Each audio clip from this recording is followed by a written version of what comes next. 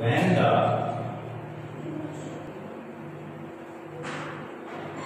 particle is in translatory motion, जब charge particle हमारा translatory motion में हो थ्रू ए कंडक्टर, तो हम करंट की डायरेक्शन को किस प्रकार से या करंट को किस प्रकार से हम कैलकुलेट करेंगे। देखिए, if n particles having charge q, अगर n पार्टिकल्स हैं, चार्ज q है, moving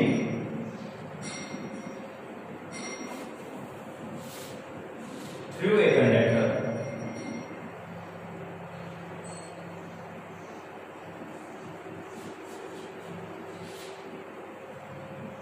per unit time,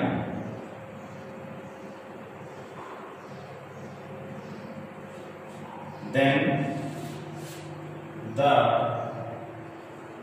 current is given by, देखिए ट्रांसलेटरी मोशन है, ये हमारा कोई एरिया ऑफ क्रॉस सेक्शन है और हमारे जो चार्ज पार्टिकल हैं वो इस प्रकार से मूव करने लग रहे हैं।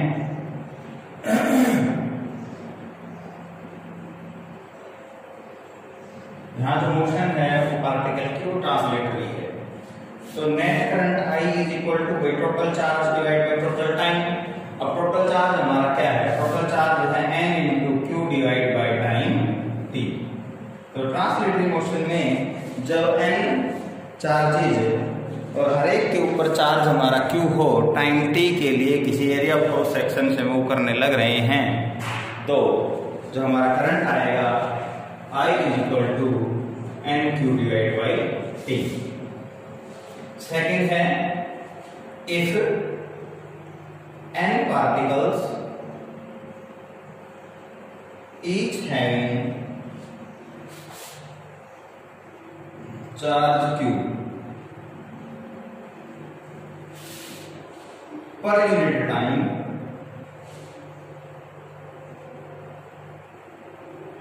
and per unit area, area हमारा A है, थ्रू ए कंडक्टर,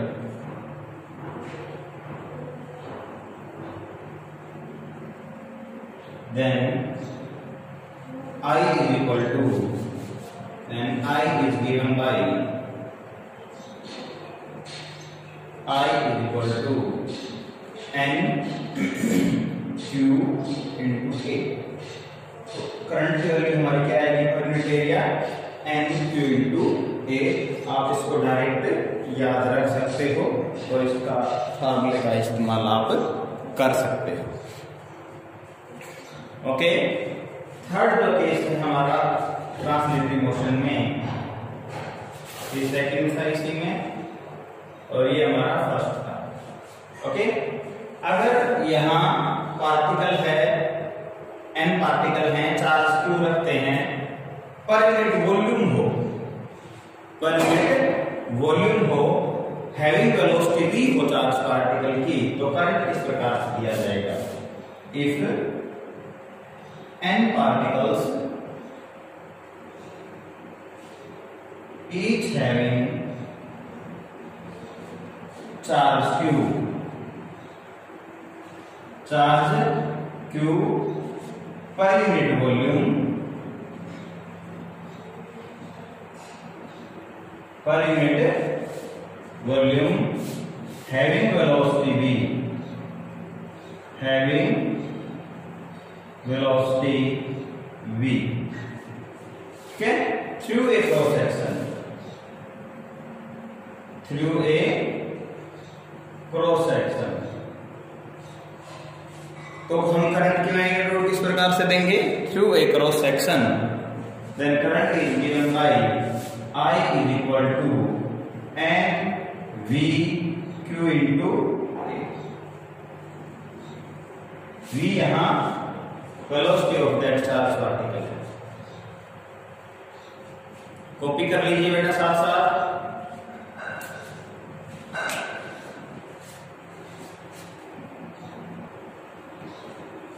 हो गया बेटा। अब हम देखेंगे कि जो करंट है हमारा, जो पार्टिकल है हमारा, वो हमारा रोटेटरी मोशन में, किसमें है? Rotatory motion. देखिए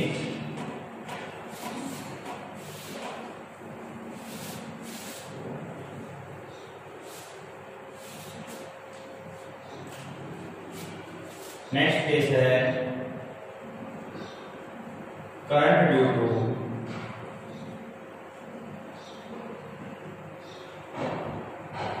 rotatory motion.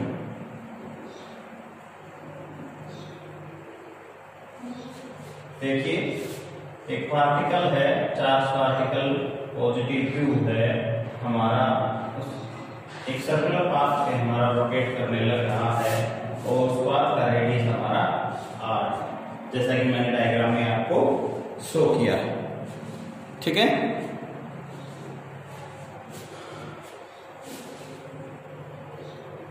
if a charged particle positive q moving along a circular path of radius r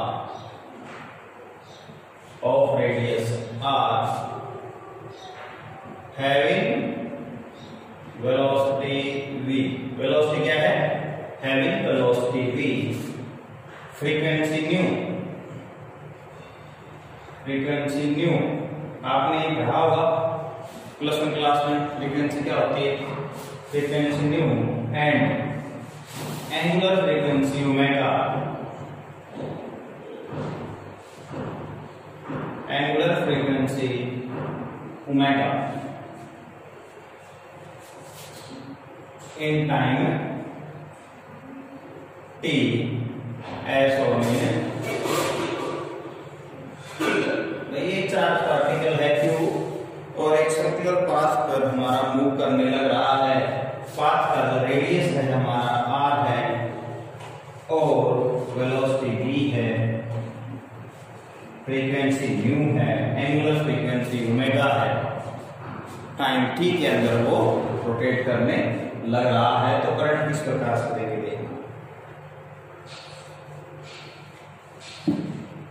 देखिए I is equal to q by t हमारा होता है। Velocity is equal to displacement upon time और t is equal to क्या हो जाएगा? Displacement divide by velocity. Net displacement कितना है? Circumference 2 pi r divide by velocity. Okay, और 1 बाई टी चाहिए अपने को, तो 1 बाई टी क्या हो जाएगा? Velocity divide by 2 pi r। तो इसको उठाकर मैं यहां पर कर दूं तो क्या आ जाएगा? देखना अपने पास I is equal to q into v divide by 2 pi r। ये आ गया एक फार्मूला अपने पास। अब देखिए फ्रीक्वेंसी होती है हमारी nu is equal to 1 upon time period. तो एक रिजल्ट और क्या आ जाएगा? I is equal to q, तो यहाँ हमारा same to same 1 by t किसके बराबर है? न्यू के बराबर। ये क्या आ जाएगा? दूसरा फार्मूला आ गया I is equal to q into nu frequency. Okay, अब देखिए इस इक्वेशन को q बाई टी को मैं इक्वेशन फर्स्ट मान लेता हूं। इक्वेशन फर्स्ट के लिए हम 2 पाई से मल्टीप्लाई कर देते हैं और 2 पाई से डिवाइड कर देते हैं। From equation first I is equal to q by t multiply by 2 pi divide by 2 pi. Okay, अब देखिए 1 बाई टी न्यू के बराबर है, तो इसी को मैं क्या लिख सकता हूं? I is equal to q into 2 pi nu. 1 by t किसके बराबर है? न्यू के बराबर, तो 1 बाई टी क्या बन गया? Nu divide by 2 pi. Okay, तो प्लस में लास्ट में आपने ये भी पढ़ा होगा ओमेगा बराबर होता है हमारा 2 पाई न्यू के। तो ये रिजल्ट क्या आ जाएगा? I is equal to q into omega divide by 2 pi. ये सारे करंट ही हैं जो हमारे अलग अलग फॉर्म में हम कैलकुलेट कर सकते हैं जब कोई चार्ज पार्टिकल Q किसी रोटेटरी मोशन में हो। कॉपी कीजिए इसको।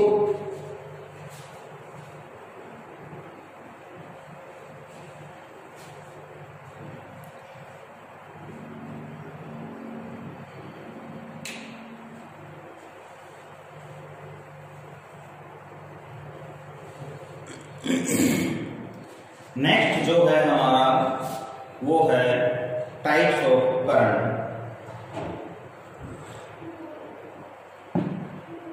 शुरुआत में मैंने बताया करंट हमारा दो प्रकार का होता है, अल्टरनेटिंग करंट और डायरेक्ट करंट। शुरुआत में जो खोज हुई थी वो डायरेक्ट करंट की, जितना भी करंट था डायरेक्ट करंट था। उसके बाद में जब एसी जनरेटर आए तो हमारा एसी करंट की खोज हुई, उसका फिर बाद में यूज हुआ। तो टाइप्स ऑफ करंट,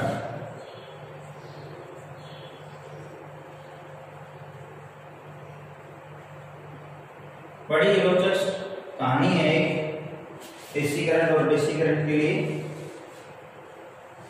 कभी किसी और दिन आपको मैं बताऊंगा। देखिए करंट हमारे हैं दो प्रकार के। पहला है हमारा अल्टरनेटिंग करंट,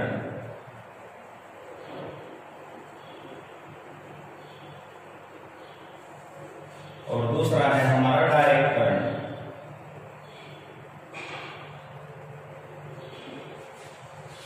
ठीक है। अल्टरनेटिंग करंट में जो इसका डायरेक्शन और मैग्नीट्यूड है वो with respect to time change होता रहेगा, जिसकी वजह से इसको हम क्या कहते हैं, alternating current. Here the magnitude and direction changes simultaneously with respect to time। Time के साथ साथ इसकी डायरेक्शन और मैग्नीट्यूड यहाँ चेंज होता रहेगा, पॉजिटिव नेगेटिव इस प्रकार से ये चलेगा।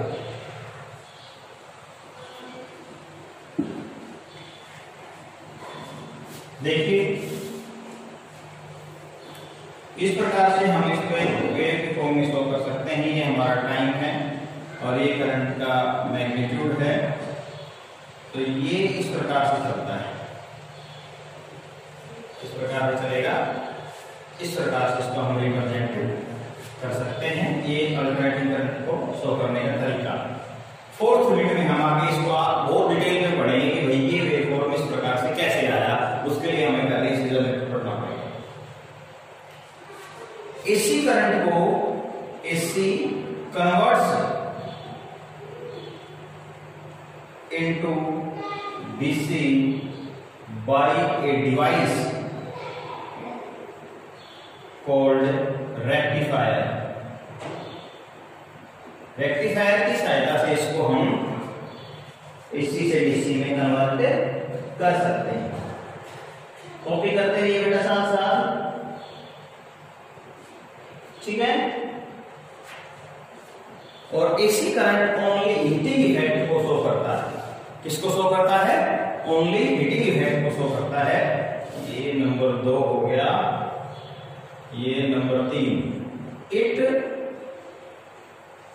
Only shows heating effect. It only shows heating effect. ये हीटिंग इफेक्ट को शो करता है। H is equal to I square R. 10th class में आपने जूल्स लॉ ऑफ हीटिंग पढ़ा है, ठीक है। इसको रिप्रेजेंट करने का तरीका क्या है हमारा? ये इसका सिंबल है अल्टरनेटिंग करंट के लिए, इसका हम इस्तेमाल करेंगे।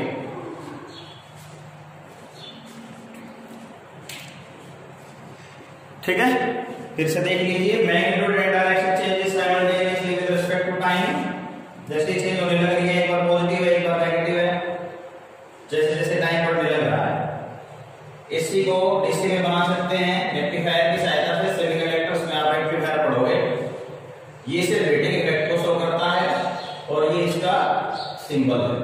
डायरेक्ट करंट में क्या होगा, यहां कोई डायरेक्शन नहीं होती। It does not change its direction with respect to time।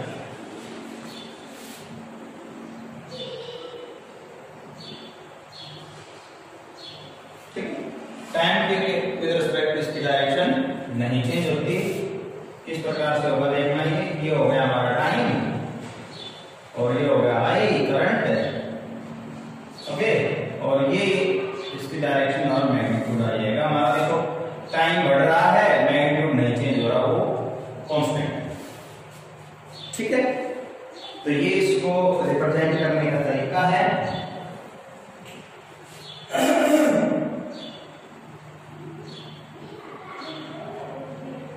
इसको हम कांस्टेंट डीसी भी बोलते हैं। और एक और डीसी होता है पल्सेटिंग डीसी। एक और डीसी होता है पल्सेटिंग डीसी।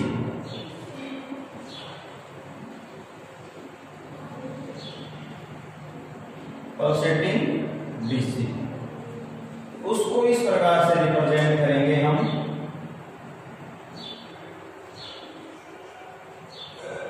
ये कांस्टेंट होने वाला है आई जी। ये है हमारा कांस्टेंट डीसी।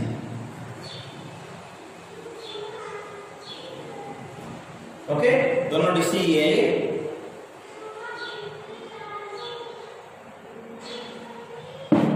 डीसी को एसी में इन्वर्टर की सहायता से बनाया जा सकता है।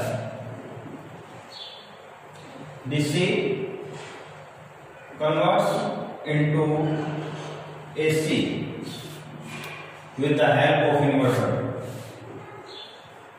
विद द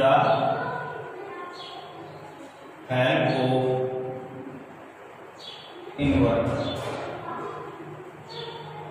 बेटा वर्ड्स की अगर समस्या आती है तो वीडियो को जूम कर लीजिए। जूम हो जाता है बेटा वीडियो, और पॉज करके नोट्स बना लीजिए, कोई समस्या आएगी, बहुत आसान है। घरों में सबके पास इन्वर्टर रहता है, तो डीसी को एसी में कन्वर्ट करने के काम में आता है। अब जो डीसी करंट है हमारा, वो हमारा शो करता है, हीटिंग इफेक्ट भी शो करता है, केमिकल इफेक्ट भी शो करता है, मैग्नेटिक इफेक्ट भी शो करता है।